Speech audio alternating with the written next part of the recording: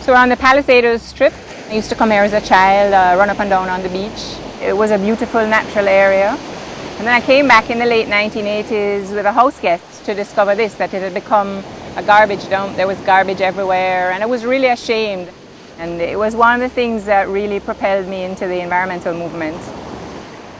You know, there were a group of us who started talking about the environment. I didn't know anything about the environment. We just had concern, and we decided to form a group.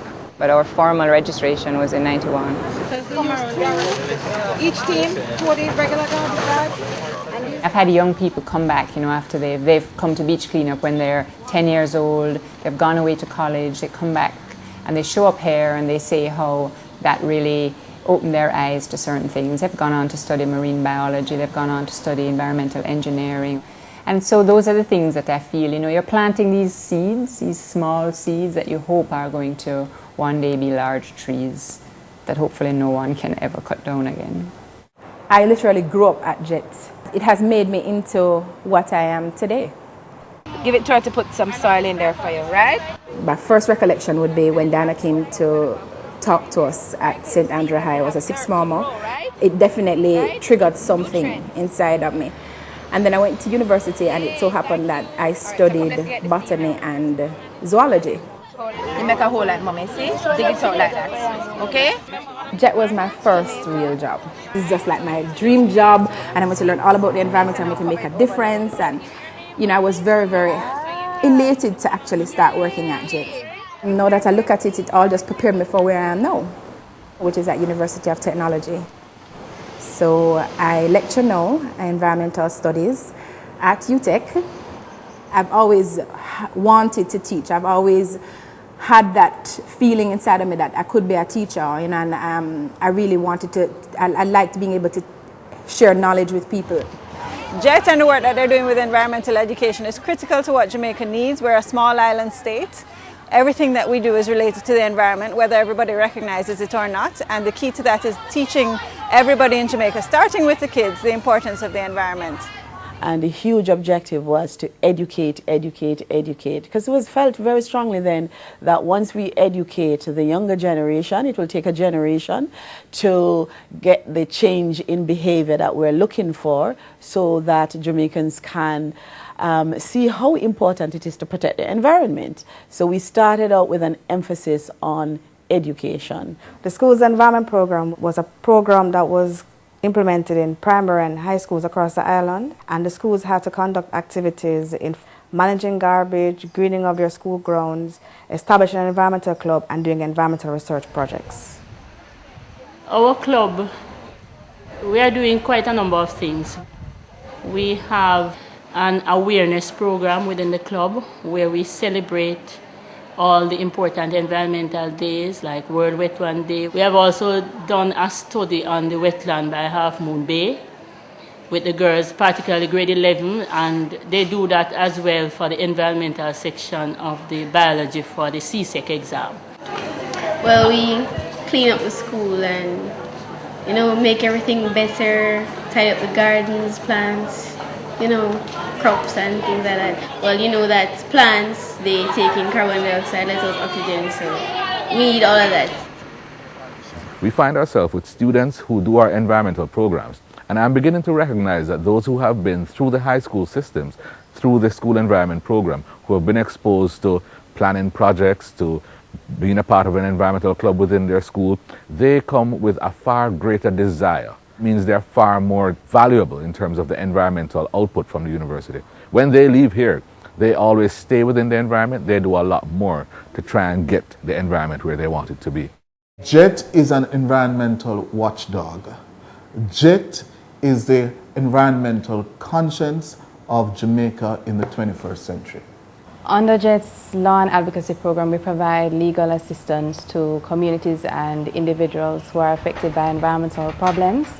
So on any given day, we'll be contacted by a community, a citizen that has some environmental issue, whether it's pollution from sewage or from some development or an ill-planned development that's affecting their property or livelihood or health, and they contact us for assistance. I try to get as much information about the problem.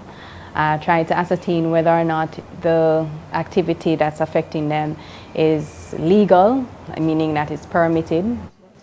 I've never seen JET as adversarial. I think JET has been constructively critical over the years. JET has a refreshing approach to environmental issues and environmental sustainability. And as a past regulator, I think we look forward to the comments of JET on huge developments, on EIAs and things like that, to help to guide us to ask the right questions.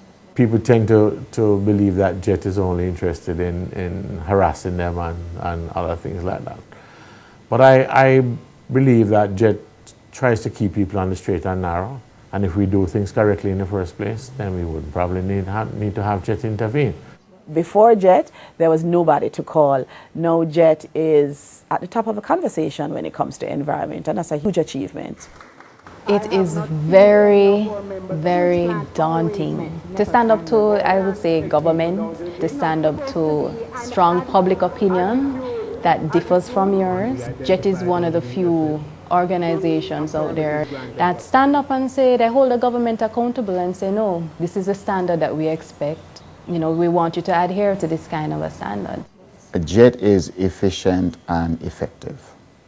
I think JET is the best organized NGO I've seen in Jamaica. JET was always able to provide detailed financial statements, which is very important for a donor agency. A level of transparency in all they do, and that's a great plus. One of the things we don't like to say in media is that we are very stretched in terms of human and technical resources are concerned to really cover these stories. So an organization like JET becomes a very, very important resource tool, if you will. I find JET very well informed, very knowledgeable, easily accessible, and they make for good radio and television because of their style, up in your face. When I first started doing this, my idea was that I was going to save the environment. And within a few years, I realized that that wasn't going to happen. And so my emphasis became to build an institution. Well, because we see on the news every day, you know, how much garbage washes up on the beaches and how many animals die from it. And with what I'm studying now and what I'm interested in, it's just really important to me that we work on environmental protection and sustain it. Jamaica needs institutions like JET. This is what having a good democracy means. This is what good governance requires. And so for the last 10 years, I'd say I've had a very strong focus on trying to build an institution, trying to have young people working here who can carry on if I was not around, to build an endowment fund to give us some kind of cushion against project funding going up and down, which it does. We will work as a team, no matter what rank we had here in the organization. Everybody to help each other. If you found that your project was winding down, you jump on board to help somebody else who was under pressure. That was a culture of JET. That once you're here, you're family, and you just have to work together, hand in hand. Here's an organization that is an advocate for the environment, especially in areas where it cannot speak for itself. Here's an organization that stimulates young minds to start thinking about the environment so it becomes a bottom-up rather than a top-down response. I think they're doing an awesome job in Jamaica. Set, go! The partnership with JET. That was, I think, one of the best things that we have done. Over the years, we have been just doing basic life skill and education, teaching them about anger, self-esteem, conflict resolution. But it was a real spin this time to actually partner with someone that teaches them about the environment. Yes, we have talked to them about how to properly dispose of their garbage, but it wasn't as intense as what JET has done. One of the main things that I like with JET is that they will give them the theoretical aspect, and right after they give them the practical, so that they can actually feel what they learn. This partnership with JET has really catapulted our program to a different level. Our attendance has increased as a result. And we have seen our attendance at Fletcher's Land, for example, increase by at least 50%. The kids keep coming over and over because there's something new, there's something exciting, there's something hands-on that they can relate to. And that is a high point for me. That's something I take home as I write programs, as I speak to funders and so on from this initiative.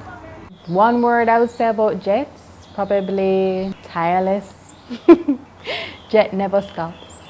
We're on that issue until the very end, and there's always another issue. Every day there's always another problem, and Jet is right on top of it. So this is the Harbourview sewage treatment plant. It was completely overgrown. There was sewage everywhere. There was garbage, sanitary napkins, human waste, an indescribable stench, and right there the sea. It all flowed down into the water. And I was absolutely appalled that right on the doorstep of Kingston, right next to a community, a church, a school, there was sewage, raw sewage, pooling on the land and flowing into the sea. It was seeing this, being here, that really impelled me into action. It was after this that we decided to form the Jamaica Environment Trust. So for 20 years we've been working on this sewage treatment plant, working with the community, doing workshops, talking to them about their rights, writing to the decision makers, trying to get this sewage plant fixed.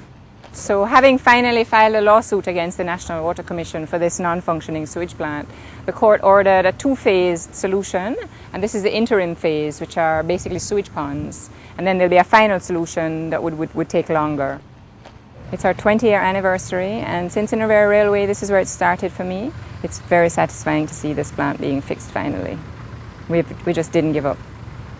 I would want that Jet would continue encouraging people and educating them and fighting for Jamaica's environment, for this natural beauty that we have, and encourage us to act in a sustainable fashion as Jamaicans towards our environment.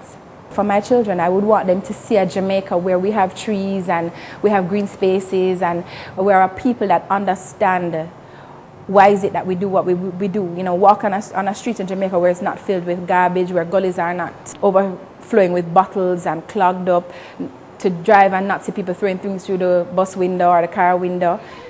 My hope for Jamaica in the future is that more persons become environmentally conscious and focus mainly on preserving our natural environment. They need to remember that we not only need to preserve it and beautify this place because of our visitors, but it's necessary for our survival as Jamaicans. And we need to put more emphasis on natural habitats for most of our endemic creatures, because most of them are becoming endangered and soon to be extinct. So we need to realize that this is imperative. It is urgent that we start focusing now more than ever on preserving our natural environment.